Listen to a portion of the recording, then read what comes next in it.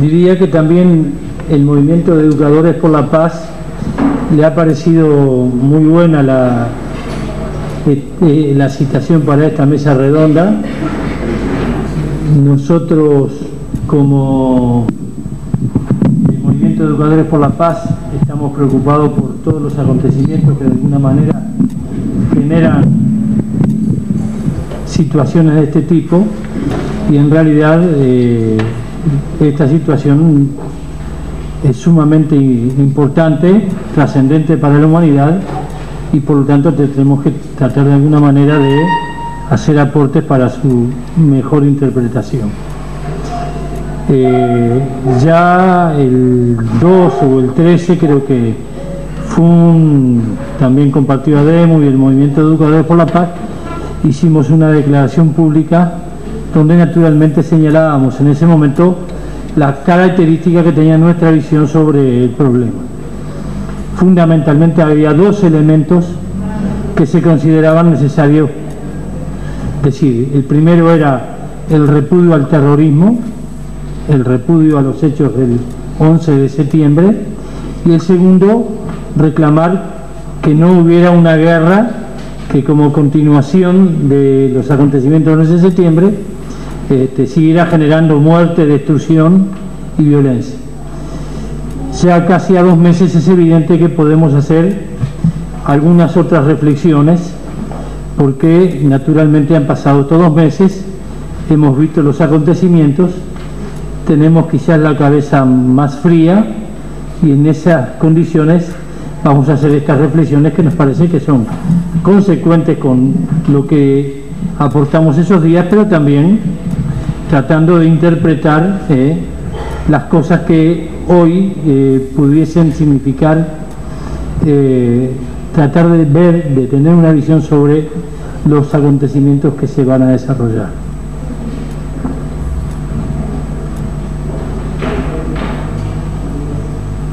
En primer lugar, y en mi opinión, yo lo digo, si los hechos del 11 de septiembre no estaríamos viviendo lo que vivimos 9 de noviembre. Pero yo creo que sin el 11 de septiembre habría que preguntarse de cualquier manera qué acontecimientos estarían ocurriendo en el campo mundial en función de la consideración que yo hago, personal, de que el acceso del Partido Republicano al gobierno de los Estados Unidos es un acontecimiento negativo y peligroso para toda la humanidad. No lo votamos, pero sufrimos las consecuencias de la instalación de ese gobierno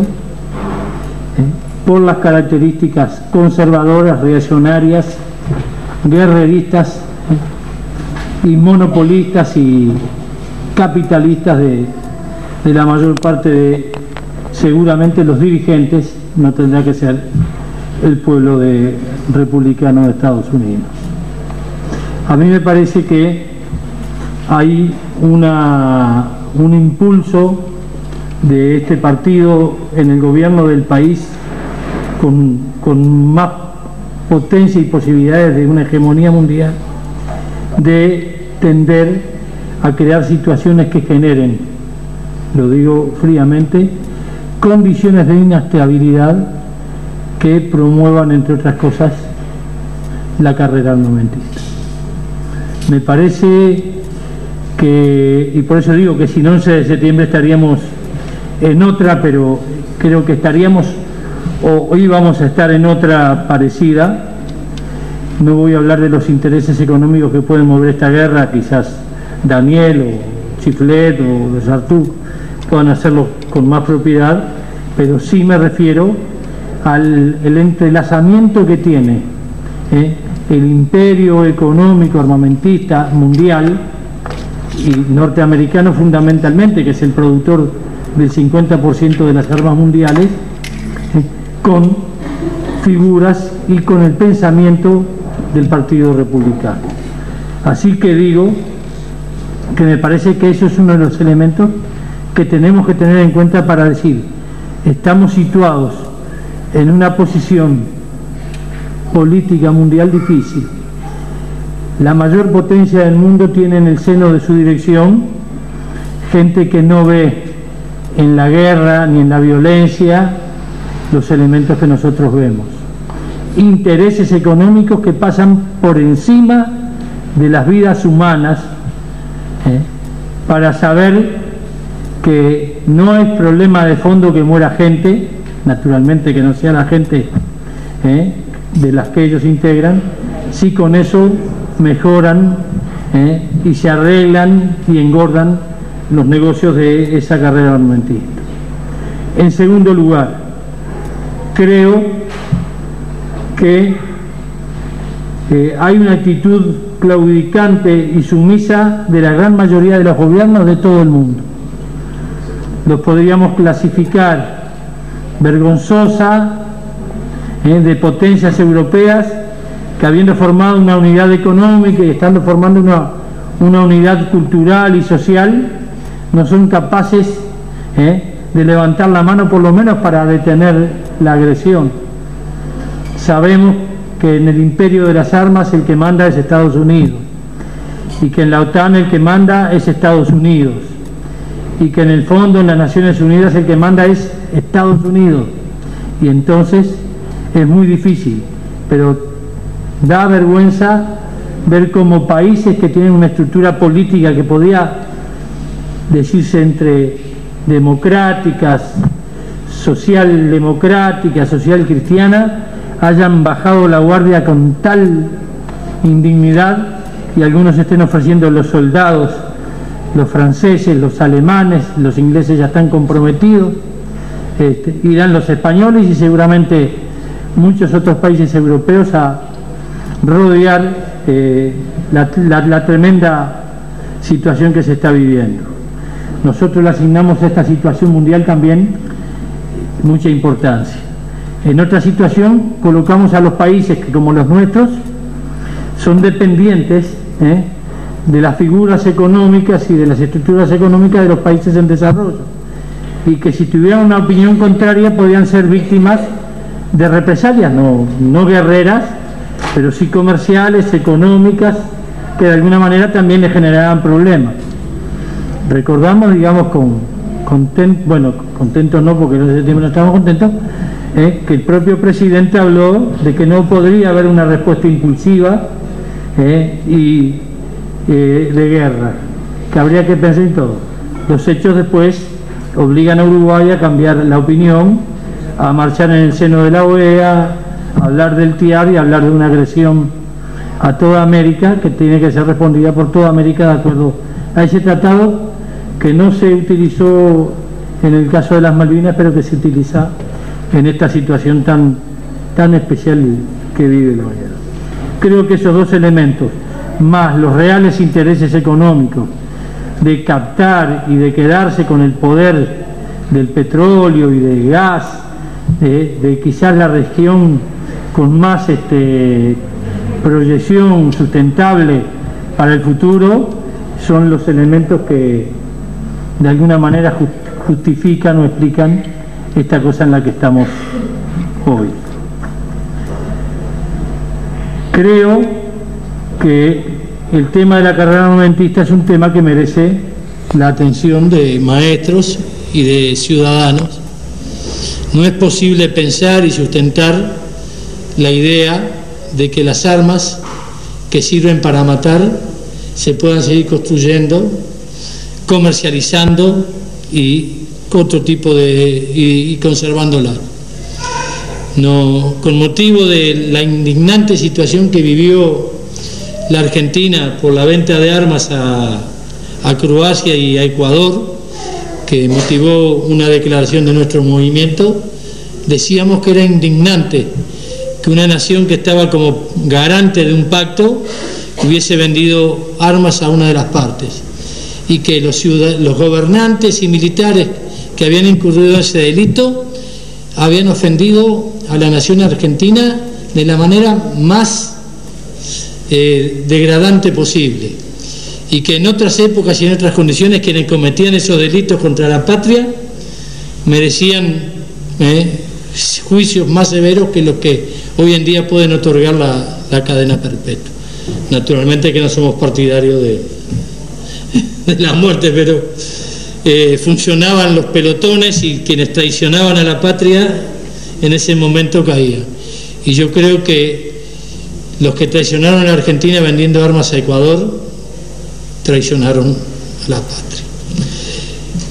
Hay infinitos datos que, comparando los 700 o 800 mil millones que gastaba la carrera armamentista en el mundo por año, ubicarían que todas las necesidades sociales, culturales, sanitarias, ambientales que tienen el mundo pobre y los 800 o los 1.600 millones de habitantes que viven en condiciones de pobreza extrema podrían superarlas. Cuando hablamos de solucionar esos males hablamos de decenas de millones y no de centenas. Hoy seguramente se ha vuelto a romper la barrera del billón, no sé qué opina Daniel, pero esos 800.000 millones deben haber pasado, ya estaban pasando, con el pretexto de la guerra en los Balcanes. Estados Unidos había hecho un refuerzo de entre 60 y 50 millones de dólares para su presupuesto anual del 98 al 2001, para poder enfrentar una situación que parecía que pudiera prolongarse. Y hay que decir que no era el gobierno republicano, era el demócrata, pero de cualquier manera seguimos viendo las diferencias. Y finalmente hemos visto como en estos tiempos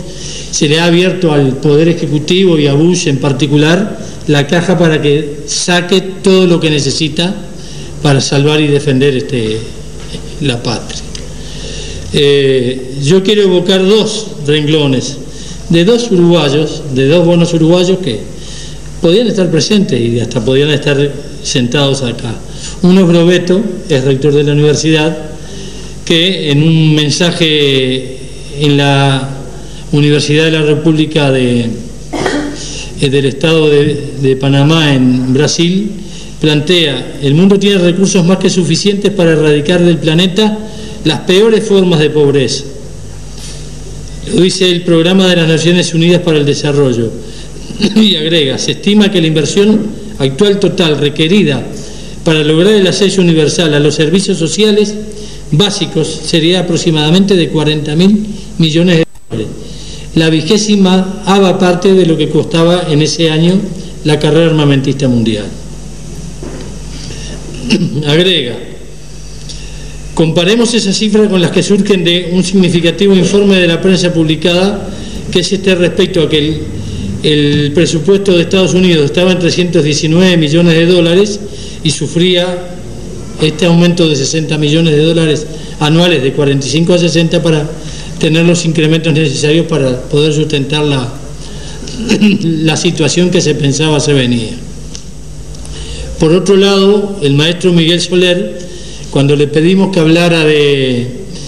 un convenio de cooperación entre la Armada Nacional y la Administración Nacional de Educación Pública, que se firmó hace 2 años, que se llamaba De Cara al Mar, y que hacía que los niños jugaran a los marineritos, los llevaban en barcos y hasta les iban a poner el gorrito, lo condenamos duramente. Miguel Soler dice: el mundo de lo militar y el mundo de lo educativo son mundos opuestos, por muchos que en la mayor parte de los países coexisten y colaboren entre sí. Mi posición es totalmente minoritaria, pero es la única que puedo tener a esta altura del sufrimiento humano ocasionado por el uso de las armas. Parto de un principio que no es la primera vez que expreso con radicalismo. Las Fuerzas Armadas de aquí en adelante y en todos los países están condenadas a la desaparición.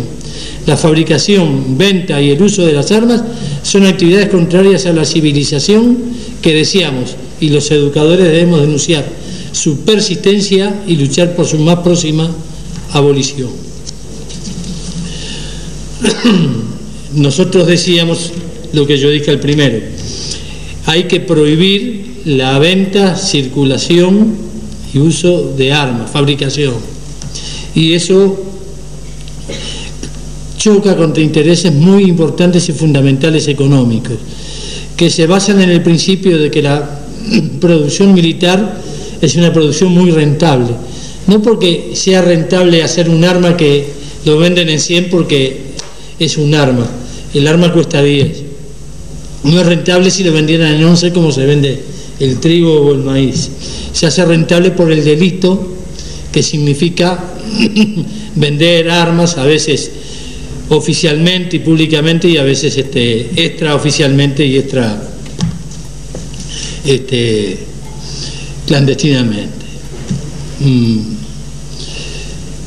Se habla de que el día que cayeron las torres murieron 36.000 niños, de hambre, de enfermedad, de miseria, como mueren todos los días.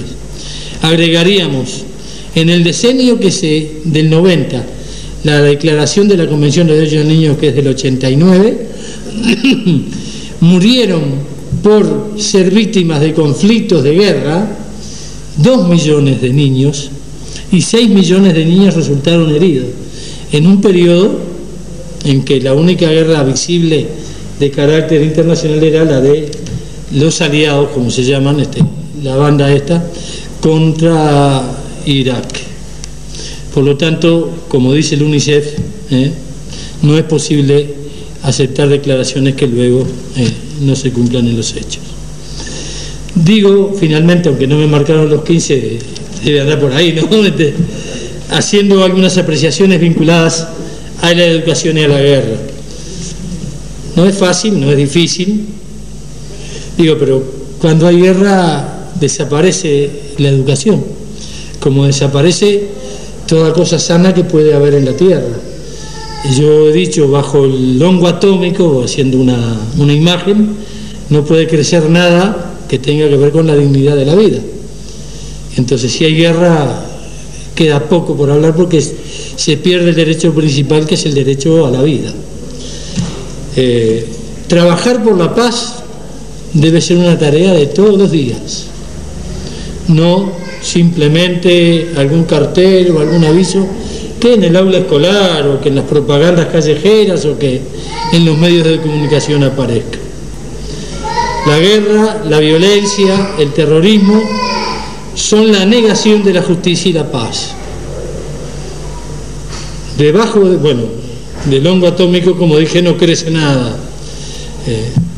Privatizar la educación, como lo dice Chomsky en un artículo que salió en el suplemento, es comprometer y quitar la solidaridad, porque la educación pública, que era solidaria y que se sustentaba en bases tan fundamentales como esa, deja lugar a una educación privada que a lo que atiende es una formación técnica o científica, dejando de lado lo que para nosotros es más fundamental en la formación del ser humano: son los valores del hombre, son los valores del ser humano, que le sirven para responder en la vida, no a la situación solamente económica, sino a la situación social, a la situación moral, a la situación biológica.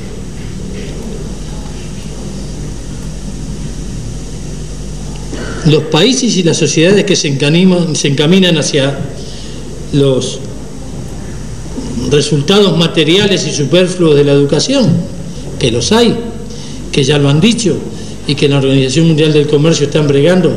por la privatización de la enseñanza, considerada la educación como un servicio,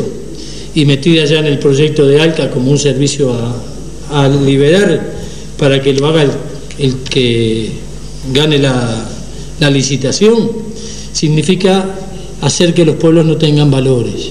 Chomsky mismo dice que en Estados Unidos, cada vez que aparece una situación de violencia en las escuelas, esa en que los niños de repente agarran a los tiros a los profesores y a otros niños, ¿qué sucede? Decae la matrícula escolar pública y la gente se adhiere a un sistema que es el maestro en la casa con la computadora. Ya no interesa el educador ni los educandos. Estamos cayendo en esa situación.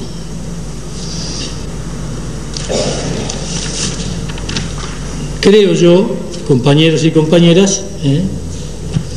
que es la hora de juntar todas las voces, todas, porque